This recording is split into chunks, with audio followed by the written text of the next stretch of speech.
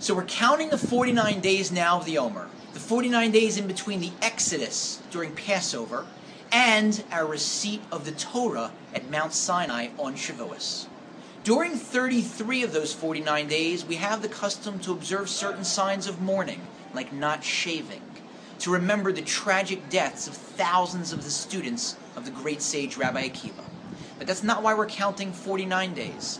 We're counting 49 days to remove ourselves day by day from that slave mentality of Egypt, and day by day to get closer and to count with joy and anticipation towards Shavuos, the day we received the Torah, the day we became free to follow God's will rather than being enslaved to our baser desires. By counting each day, we also remember how important it is to be patient. If you want to develop a relationship with God, that's like developing a relationship with a person. It's not done in a day. It's done over the course of many days, weeks, months, years. And we also remember how important it is to be patient as a Jew. Think of how many hundreds of tear-stained years we had to patiently wait while we were denied access to pray at that beautiful wall behind me. And we remember how important it is to be patient in our interpersonal relationships. Yesterday I was golfing with my son here in Israel. Yes, there are golf courses in Israel. One more reason to move here, or at least come to visit as often as you can. So while we were playing, there was a very slow-playing foursome in front of us. And I said to myself, I am not going to let this bother me. The fact that they're making cell phone calls and taking mulligans on the fairway, I don't care. I'm in Israel. I'm with my son. It's a beautiful day. I'm playing golf. I'm just going to let this wash over me like water off of a duck's back.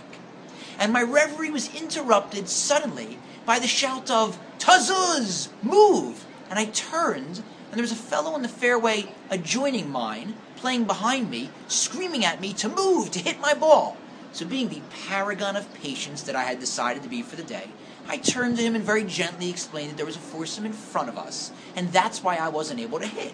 I didn't realize that because of the topography, they were lower than him, so he couldn't see them, so he didn't believe me. So he started screaming at me, "Look! There's no one there! You look!"